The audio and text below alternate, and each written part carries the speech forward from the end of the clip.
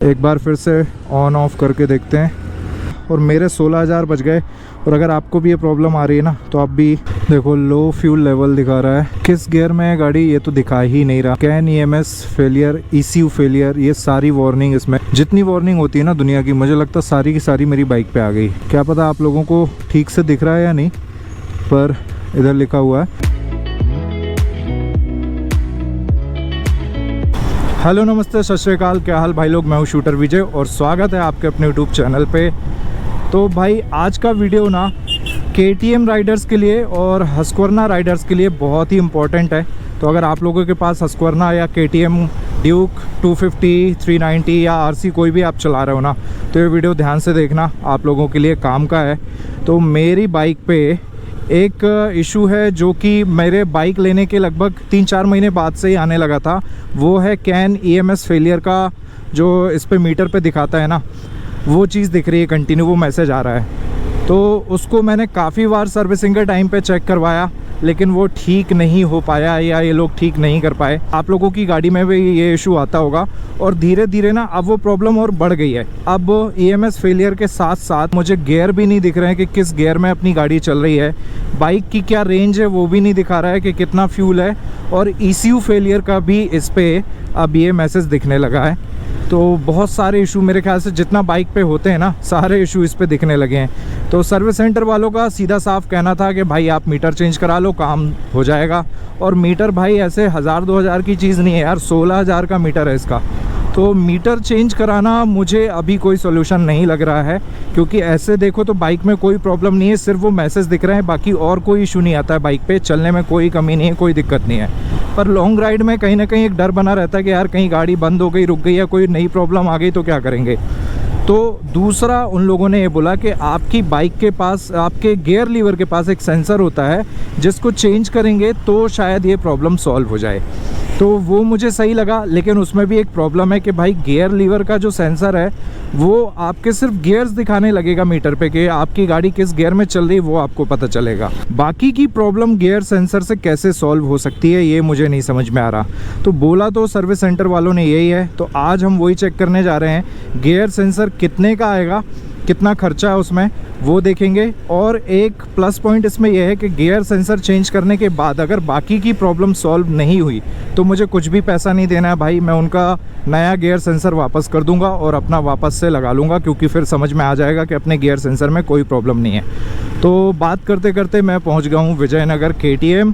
इन लोगों ने 2:30 बजे का टाइम दिया था और देखो अपन टाइम के पक्के हैं बाबा, 2:30 बजे पहुँच गया हूँ मैं यहाँ पे। इनको गाड़ी थमाते हैं, देखते हैं कितना टाइम लगता है और कितना खर्च आता है। तो भाई ये है वो गियर सेंसर छोटा सा जो कि चेंज होने वाला है अपनी बाइक का, और इसका प्राइस देख लो कितना है। प्राइस है 1095, तो ऑलमोस्ट 1100 रुपये की चीज़ है ये।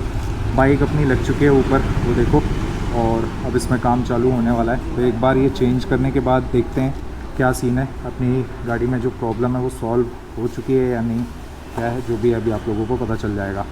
सेंसर खुल चुका है,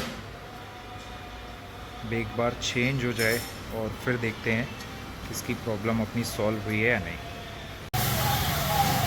भाई ये यहाँ लगा हुआ है सेंसर जो कि चेंज होगा, इतने अंदर जाके फिट होता है भाई। तो शूटर लोग 4:16 हो गए हैं और अपनी बाइक का काम कंप्लीट हो गया है।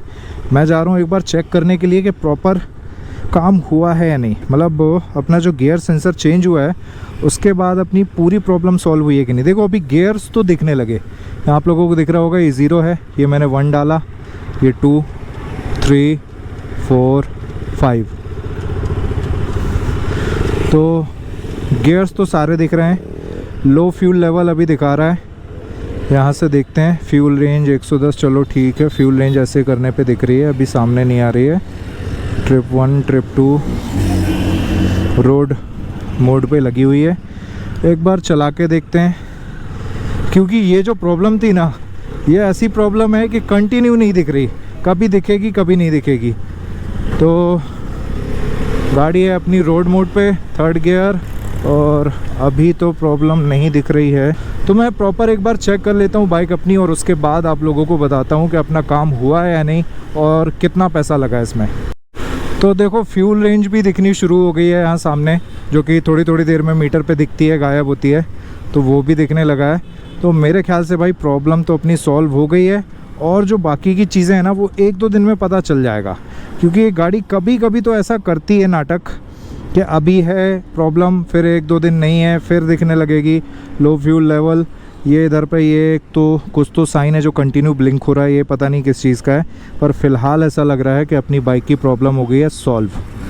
तो शूटर लोग, मौसम देखो एक नंबर हो गया और अपनी गाड़ी का काम भी एक नंबर हो गया है भाई, अभी कोई प्रॉब्लम नहीं आ रही है गाड़ी में। तो अब बताता हूँ कि इसमें खर्चा कितना आया। वीडियो के स्टार्टिंग में मैंने बताया था कि 1100 रुपये का सेंसर था, तो 1100 का सेंसर और भी छोटी छोटी चीज़ें इस पर लगी है, जैसे कि ऑयल थोड़ा सा निकला था तो उनने फ्रेश ऑयल डाला है गाड़ी में, ये अच्छी बात है।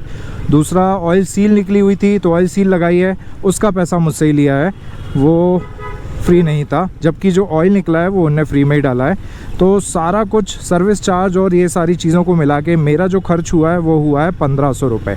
पुराना सेंसर मैंने रख लिया है, अगर बाई चांस फिर से वो इशू आता है तो मेरा जो पैसा लगा है वो वापस रिटर्न हो जाएगा, मुझे अपना पुराना सेंसर लगवा लेना है और काम बन जाएगा। और मेरे 16,000 रुपये बच गए, जो कि मीटर चेंज होने की बात चल रही थी वो नहीं हुआ। और अब देखते हैं 1-2 दिन बाद और समझ में आएगा कि प्रॉपर काम हो गया है या नहीं, तो उसके लिए भी आप लोग बेफिक्र रहो। अगर आपने चैनल सब्सक्राइब नहीं किया तो सब्सक्राइब कर लो, किसी भी अगले वीडियो में, राइड वाले वीडियो में मैं आपको बता दूंगा कि भाई ये प्रॉब्लम फिर से आ रही है या नहीं, तो आपको ये काम कराना चाहिए या नहीं कराना चाहिए। बाकी मौसम एक नंबर हो गया है, तो खाना वाना खा के फिर मैं निकल जाऊंगा कहीं छोटी सी राइड पे। आप लोगों से मिलता हूं अगले वीडियो में। वीडियो अगर अच्छा लगा हो तो प्लीज़ वीडियो को लाइक करना, चैनल को सब्सक्राइब करना। मिलते हैं अगले वीडियो में, तब तक के लिए बाय बाय।